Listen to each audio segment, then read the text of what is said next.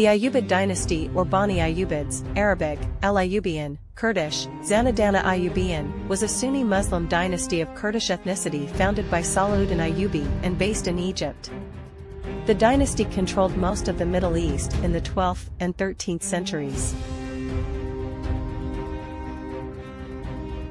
Salahuddin began serving as vizier in Egypt, the center of power of the Shiite Fatimid Caliphate in 1169.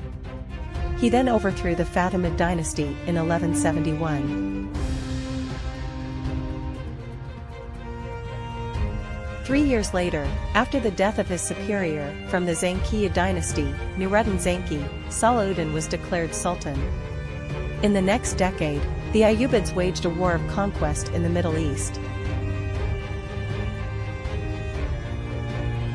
By 1183, they had controlled Egypt, the Levant, northern Mesopotamia, the Hijaz, Yemen, and the coast of North Africa as far as the borders of modern Tunisia.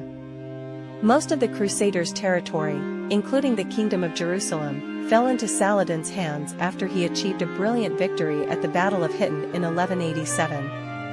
However, the Crusaders succeeded in reclaiming the Palestinian coastal region in the 1190s. Even though it didn't last long, the Ayyubid dynasty had advanced the economic areas they controlled. They also supported scholars and built the learning facilities they needed, so that they succeeded in reviving scientific activities in the Islamic world.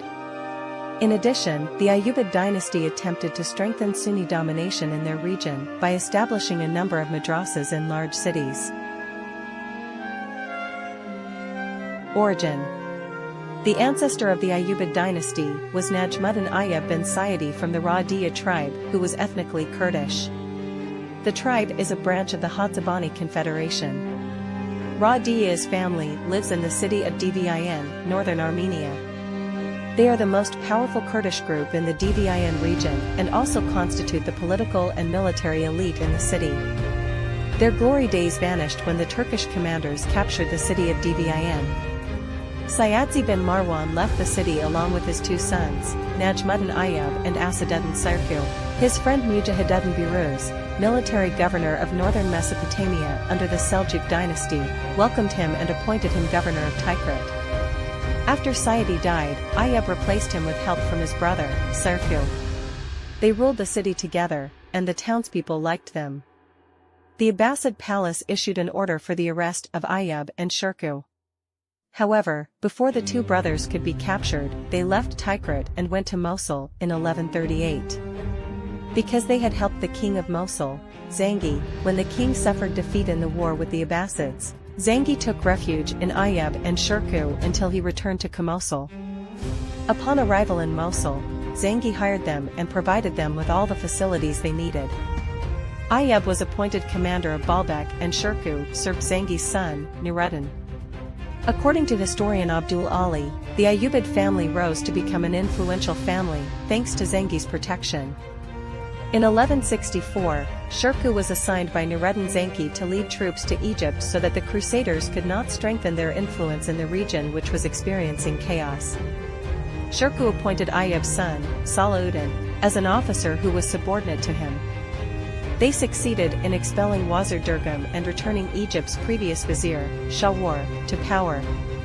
Sayawar then ordered Shirku and his troops to withdraw from Egypt, but Shirku refused and claimed that Nureddin wanted him to remain there.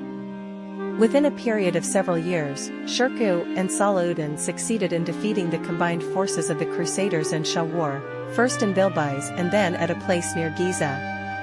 Salahuddin himself was assigned to defend the city of Alexandria when Shirku was pursuing the Crusaders in Lower Egypt.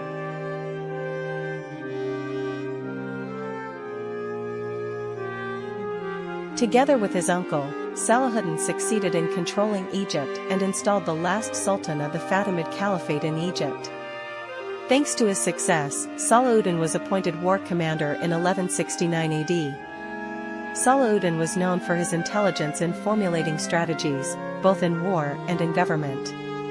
It didn't take long for Salahuddin to lead Egypt well. Salahuddin also founded two large schools that taught true Islam. His goal was to eradicate Shiite teachings that were spreading in Egypt at that time. Salahuddin wins the crusade. It took Salahuddin a long time to prepare for the crusade.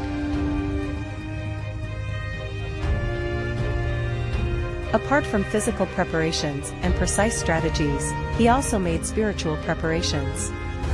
Other preparations included building strong defensive fortifications, clear borders, building war bases, and preparing the best warships. Preparations were also made by establishing a hospital and supplying medicines. Even though Salahuddin was seriously ill, this did not dampen his intention to fight for the Prophet's land, Jerusalem. In fact, Salahuddin's determination to liberate Jerusalem from Christian rule became stronger. The first struggle was called the Huthin War, or the Opening War, in which Salahuddin's troops at that time numbered 63,000 soldiers. In the Huthin War, Salahuddin's troops killed 30,000 crusaders and detained 30,000 crusaders. The next struggle was in the cities of Al-Quds and Jerusalem, where many of Salahuddin's troops were martyred. Even when the Crusaders installed a large cross on the rock of Shachar, this made the troops even more enthusiastic and finally succeeded in winning the Second Crusade. Salahuddin began giving members of his family high positions in the country and increased Sunni Muslim influence in Shia Muslim-dominated Cairo by ordering the construction of a college for the Maliki school of Sunni Islam in the city, among others. For the Shafi'i school, to which he belonged, in Al-Fustat. In 1171, Al-Asyraf died and Salahuddin took advantage of this power vacuum, effectively taking control of the country. After seizing power, he shifted Egypt's allegiance to the Baghdad-based Abbasid Caliphate and adhered to Sunni Islam. Pope Gregory VIII called for the Third Crusade against Muslims in early 1189. Frederick Barbarossa of the Holy Roman Empire, Philip Augustus of France, and Richard the Lionheart of England formed an alliance to retake Jerusalem. Meanwhile, the Crusaders and Ayyubids fought near Acre that year and received European reinforcements. From 1189 to 1191, Acre was besieged by the Crusaders, and despite initial Muslim success, Acre fell to the Crusader forces. A massacre of 2,700 Muslim prisoners of war ensued, and the Crusaders then made plans to capture Ascalon in the south. The Crusaders, now under Richard's command, defeated Salahuddin at the Battle of Arsuf, allowing the Crusaders to conquer Jaffa and much of coastal Palestine, but they were unable to recover the interior. Instead, Richard signed a treaty with Salahuddin in 1192, restoring the Kingdom of Jerusalem to the coastal strip between Jaffa and Beirut. This was the last major war effort of Salahuddin's career, as he died the following year, in 1193. During his work in the Middle East, Salahuddin never established a centralized kingdom. The system he established was hereditary ownership, which he distributed among his relatives, so that they controlled semi-autonomous territories. Although the emirs in the Ayyubid dynasty were loyal to the Sultan, they had their own freedom in their territory. After Salahuddin's death, Az-Zahir obtained the city of Aleppo from Al-Adil according to the agreement. Al-Aziz Uthman controlled Cairo, while Salahuddin's eldest son, Al-Aftul, remained in control of the Damascus area, which also included Palestine and most of the Mount Lebanon area. Al-Adil then obtained the Al-Jazira region, Upper Mesopotamia, and there he succeeded in holding back the undermining of the Zankid dynasty in Mosul. In 1193, Mas'udi of Mosul teamed up with Zengi II of Sinjar and their armies attempted to conquer Al-Jazira. However, before their troops could fulfill their mission, Mas'udi fell ill and returned to Mosul. Al-Adil then forced Zengi II to immediately make peace before the Zankid dynasty lost more and more territory to the Ayyubids. Meanwhile, Al-Adil's son, Al-Muazzam, ruled Karak and Transjordan.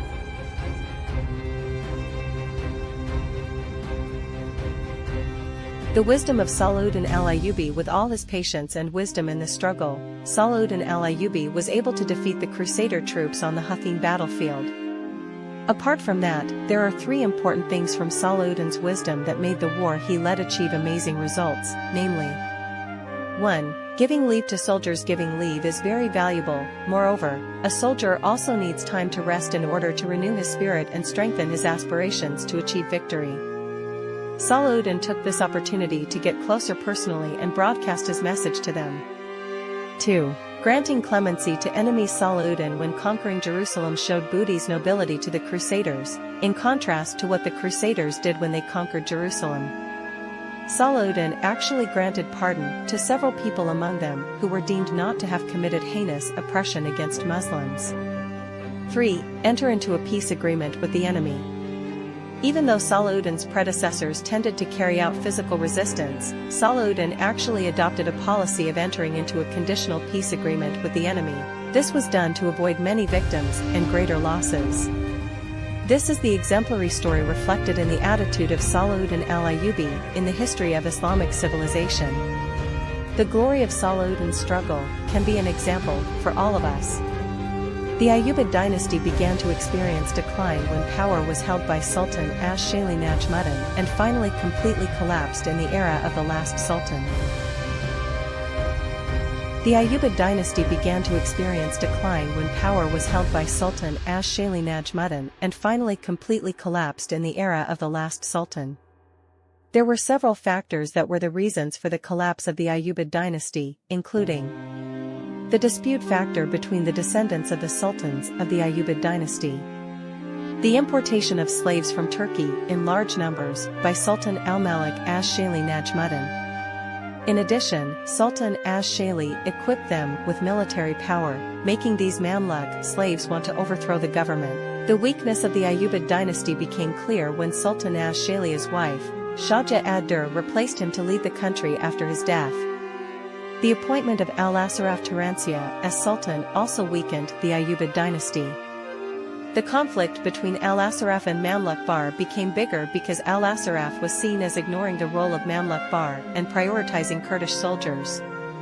Finally, in 1250 AD, the Bahr Mamluks under the leadership of Baybars and Izzudin Aybak carried out a coup against Al-Asyraf and succeeded in controlling Egypt and its surroundings.